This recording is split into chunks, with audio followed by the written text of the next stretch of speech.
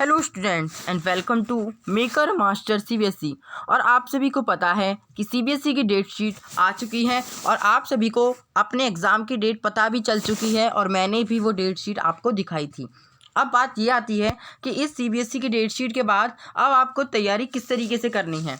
तैयारी की आज हम यहाँ पर स्ट्रेटेजी लेकर आए हैं। पूरी स्ट्रेटेजी देखेंगे हम कि किस तरीके से आप सभी को तैयारी अपनी करनी है, जिससे कि बोर्ड्स में आप 90 to 95 आप मार्क्स गेन कर सकें। तो चलिए स्टार्ट करते हैं।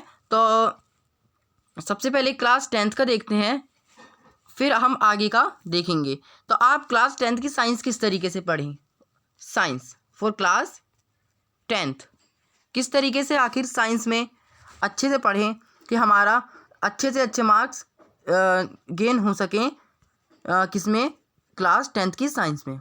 तो चलिए आज हम यहाँ पर साइंस देखने जा रहे हैं। तो देखिए साइंस पढ़ने का सबसे आसान तरीका, बिकॉज अगर आप 11th-12th में देखेंगे तो पूरी फिजिक्स एक बुक में होती है, फिर पूरी केमिस्ट्री एक बुक में होती है और फिर पूरी बायोलॉजी एक बुक में होती है। लेकिन आप सभी बच्चों के लिए फ़ायदे की बात है कि आप सभी की फिजिक्स, केमिस्ट्री एंड बायोलॉजी केवल एक ही बुक में होती है, यानी कि पूरी साइंस केवल आपकी एक ही बुक में दी होती है। तो ये आपके लिए अच्छी बात है, बिकॉज अगर अलग अलग होती तो आपको पढ़ने में भी दिक्कत होती। तो अब इस अकेली साइंस को किस तरीके से पढ़ें, तो देखिए सबसे पहले हम बात करने वाले हैं केमिस्ट्री की। फिर क्योंकि आपके बुक में सबसे पहले केमिस्ट्री का ही पोर्शन दिया होता है, इसलिए मैं सबसे पहले केमिस्ट्री की बात करेंगे। तो देखिए आप केमिस्ट्री किस तरीके से पढ़ें। केमिस्ट्री पढ़ने का सबसे आसान तरीका ये है कि आप केवल बुक्स की रीडिंग करें, केवल बुक्स की रीडिंग करें, अपनी बुक्स को रीड करें। फिर बुक को रीड आपको एक बार में कर लेनी है, एक बार में आपको हर चीज़ इंपॉर्टेंट लगेगी। फिर दूसरी बार में करनी है, दूसरी बार में कुछ चीज़ वहाँ से आपको इम्पोर्टेंट नहीं लगेंगी। और फिर तीसरी बार में जब आप पहुँच जाओगे तो फाइनल आपको अच्छे से हर चीज़ समझ में आ जाएगी। अब ये 3 बार किस तरीके से करनी है वो भी हम यहाँ पर देखने वाले हैं। तो देखिए फर्स्ट बार में आपका कम से कम अगर एक चैप्टर लोगे तो आपका 1.5 घंटा आपका लग जाएगा, आपका 1.5 घंटा यहाँ पर लग जाएगा।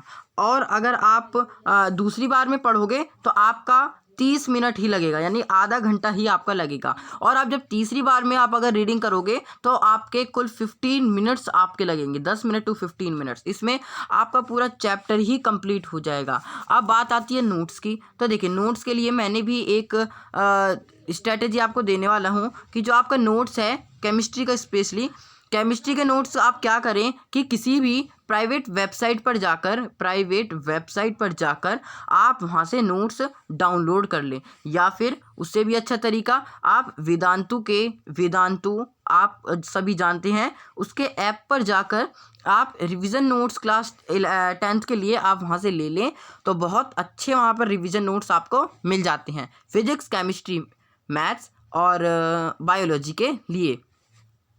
एसएसटी के लिए भी मिल जाएंगे और इंग्लिश के लिए भी वहाँ पर मिल जाएंगे, लेकिन मेनली हम बात कर रहे हैं अभी केमिस्ट्री की। तो चलिए अब बात आती है कि आपको केमिस्ट्री तो अच्छे से समझ में आ चुकी, फिर से एक बार रिवाइज करवा देते हैं कि आपको 3 बार में आपको बुक पढ़नी है। फिर आपको प्राइवेट वेबसाइट या फिर वेदांतु पर जाकर आपको नोट्स लेने हैं। इन नोट्स को आपको डेली पढ़ना है, डेली एक चैप्टर के आपको नोट्स लिख लेने हैं।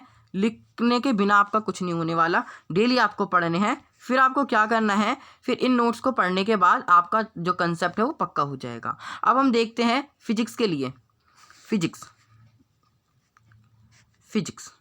तो देखिए फिजिक्स में आप क्या करें, फिजिक्स में ज़्यादा कुछ नहीं करना है, आपको केवल एनसीईआरटी के केवल फॉर्मूले देखने हैं। बिकॉज इस बार जो आपका टर्म 1 है वो एमसीक्यू में आने वाला है, तो आप केवल फार्मूला देखें। जैसे कि आपका चैप्टर 10 लाइट में अगर आपका फार्मूला है 1/f = 1/v + 1/u, तो आप इसका डेरिवेशन ना देखकर केवल अगर आप फार्मूला देखेंगे तो बेनिफिट रहेगा। आप एक पेज पर इन सारे फार्मूलों को लिख लें और फिर क्वेश्चंस की प्रैक्टिस करें, ओनली क्वेश्चंस की प्रैक्टिस। एनसीईआरटी के एग्जाम्पल आप करें और एग्जाम्पलर की आप बुक वहाँ से ले लें। अब आती है बात मैथ्स की। तो मैथ्स की बात हम करेंगे नेक्स्ट वीडियो में। अगर आपको ये वीडियो अच्छी लगी हो तो जब तक के लिए धन्यवाद।